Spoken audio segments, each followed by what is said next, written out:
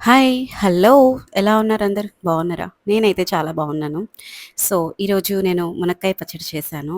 Actually అస్సలు అనుకోలేదు ఇంత బాగొస్తదని. చాలా బావుంది. అండ్ ఫస్ట్ టైమ్ అనమాట ఇట్లా మునక్కాయ పచ్చడి చేయడం. ఫస్ట్ టైమ్ అయినా సరే కానీ చాలా బాగా అంటే టేస్టీగా వచ్చింది. ఇది యాక్చువల్లీ మనము ఫ్రిడ్జ్‌లో పెట్టాలి. బయట పెడితే అంత బాగోదు. సో, ఫ్రిడ్జ్‌లో పెడితే మనకొక 4, 5 వీక్స్ అయినా ఉంటుంది పికిల్. సో, ఎలా చేయాలో చూద్దామా?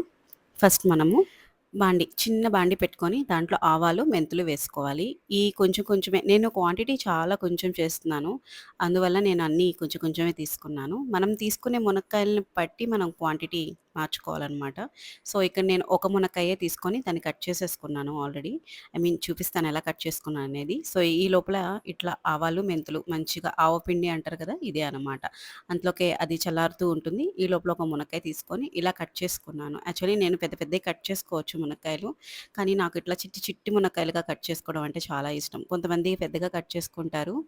సో, ఇట్లా మంచిగా కడిగేసి వాటికి ఉన్న తొక్కంతా తీసేసుకొని నీట్‌గా మంచిగా చిన్న చిన్నగా కట్ చేసుకోవాలనమాట. సో, ఏమన్నా తడి ఉంటే మాత్రం కొంచెం క్లాత్ తోటి తుడుచుకోండి ముందుగానే. ఆ తర్వాత ఆల్రెడీ నేనిక్కడ చింతపండు అనమాట. కొంచెమే కాబట్టి కొంచెమే చింతపండు తీసుకున్నాను. దీన్ని నేను హాట్ వాటర్‌లో నానేసుకుంటున్నాను. నేనిక్కడ హాట్ వాటర్ తీసుకునేది హాట్ వాటర్ అనమాట. హాట్ వాటర్‌లో తీసుకొని నానేసుకున్నాను. ఈ తర్వాత మళ్ళీ చిన్న బాండీ పెట్టుకొని దాంట్లో నేనొచ్చేసరికి ఆయిల్ అనమాట. ఇదొచ్చేసరికి గ్రౌండ్‌నట్ ఆయిల్, వేరుశనగ ఆయిల్ అంటారు కదా! ఆ ఆయిల్ అనమాట. ఆయిల్ వేసేసి ఆ తర్వాత మునక్కాయలు మంచిగా వేసేసి డీప్ ఫ్రై చేసుకోవాలి. ఈ ఆయిల్ మళ్ళీ మనం రీయూజ్ చేసుకోవచ్చు. అంటే ఇప్పుడు ఈ మునక్కాయలకి తాలింపేసుకోవాలి కదా! అందుకనమాట. సో, అందుకని నేను ఈ ఆయిల్‌లోనే మునక్కాయలు కూడా ఏసేసి బాగా డీప్ ఫ్రై చేసేసాను. కొంచెం బాగా డీప్ ఫ్రై అయిన తర్వాత ఒక చిన్న దాంట్లోకి అంటే ఒక ప్లేట్‌లోకి తీసేసుకొని పక్కన పెట్టుకోవాలనమాట. సో, ఇట్లా తీసేసుకొని పక్కన పెట్టుకున్నాను.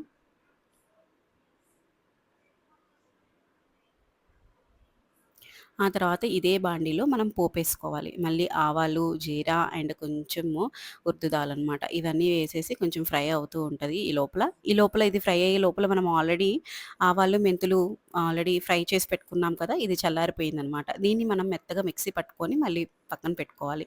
మిక్సీ పట్టేసుకున్నాను నేను ఆల్రెడీ. ఇలా మిక్సీ పట్టేసుకున్నాను. ఈ లోపల చింతపండు నానేసాను కదా! ఈ చింతపండు ఇది ఫ్రై అయిపోయిందనమాట. ఈ చింతపండు నానేసింది గదా! తర్వాత వాటర్. లేకపోతే ఈ చింతపండుని మనం మిక్సీ అయినా పట్టేసి డైరెక్ట్‌గా యూజ్ చేయొచ్చు. నేను వాటర్‌లో నానేసి దీంట్లో ఇట్లా డీప్ ఫ్రై చేసుకుంటున్నాననమాట. సో, ఇట్లా డీప్ ఫ్రై చేయడం వల్ల ఏమవుతుందంటే నాకు ఆల్రెడీ వాటర్ ఉంది కదా! ఆ వాటర్ అంతా పీల్చేస్తది. ప్రాబ్లమ్ ఏం లేదు. అంటే వాటర్ అంతా పీల్చేసిన తర్వాత మనకి మిగిలేది మళ్ళీ చింతపండే అనమాట. నేను చూపిస్తాను మీకు చింతపండు. సో, ఈ లోపల మళ్ళీ ఇంకొక దాంట్లో మనము తగినంత ఉప్పు, కారము ఈ 2 తీసుకున్నాను. కారం కొంచెం తక్కువే వేసుకుంటున్నాను. ఎందుకంటే నేను కారం చాలా తక్కువ తింటాము. కారం బాగా ఎక్కువ తినేవాళ్ళు ఇంకొక స్పూన్ కూడా వేసుకోవచ్చు. ఆ తర్వాత ఇది ఆవపిండి అనమాట. ఆవపిండి ఆల్రెడీ మనం మిక్సీ పట్టుకున్నాం కదా! ఆ ఆవపిండి అండ్ ఆ తర్వాత మునక్కాయలు. మనం ఫ్రై చేసుకున్న ఈ మునక్కాయలు. ఈ మునక్కాయలు కూడా వేసేసి బాగా కలిపేసుకోవాలి. మునక్కాయలు మన హెల్త్‌కి చాలా మంచిది తెలుసా మీకు? బోన్ హెల్త్‌కి, బీపీకి అండ్ గుడ్ కొలెస్ట్రాల్‌కి, కళ్ళకి చాలా మంచిది. డైలీ ఇట్లా మునక్కాయ తినకపోయినా ఒక మునక్కాయ తీసుకొని తినొచ్చు కదా! టేస్ట్ ఎందుకో నాకు చాలా నచ్చింది మునక్కాయ పచ్చడి. నేనైతే ఎక్కువ పచ్చళ్ళు అసలు పెట్టను. కానీ ఇట్లా కొంచెం కొంచెం క్వాంటిటీ అంటే మేము 4 మెంబర్స్ కదా మా ఇంట్లో. సో, మా వరకైతే నేను చేసుకోగలుగుతాను కానీ ఇంకెవరికైనా చేసి పెట్టాలంటే నేను అస్సలు పెట్టలేననమాట. క్వాంటిటీ కొంచెం కొంచెమే చేసుకోవడం వచ్చు కాబట్టి కుదరటం కూడా అలానే కుదురుతూ ఉంటుంది. బాగొస్తుంది. ఎక్కువ చేయాలంటే మళ్ళీ క్వాంటిటీ మారిపోతూ ఉంటుంది కదా! టేస్ట్ కూడా మారిపోతుంది. క్వాంటిటీ మారిపోతుంది. మొత్తం మారిపోతుంది. నాకందుకే ఎక్కువ చేయాలంటే చాలా భయం.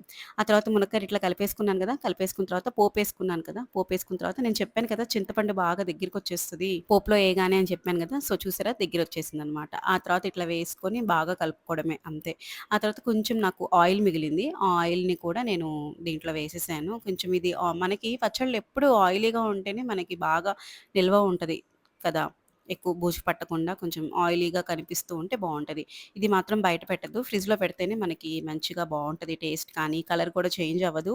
టేస్ట్ కూడా మనకి మంచిగా ఉంటది. సో, నేనిక్కడ ఆల్రెడీ చేసేసి ఫ్రిడ్జ్‌లో పెట్టేసుకున్నాను. అండ్ ఇక్కడ చూసారా? నేను కొంచెమే చేశాను చెప్పాను కదా! క్వాంటిటీ మాత్రం చాలా కొంచెమే చేశాను.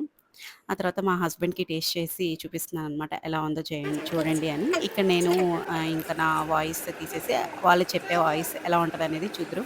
అండ్ నిజమే మీకు కదా! కనుక నా వ్లాగ్స్ నోట్ కానీ, పడతాను. కుకింగ్ వీడియోస్, టిప్స్ నచ్చితే తప్పకుండా సబ్స్క్రైబ్ చేసుకోండి. ఓకేనా? కూర్చోండి. బాయ్. అయిపోయింది. నువ్వు మమ్మల్ని అంతా చేసుకురావాలి. కరెక్ట్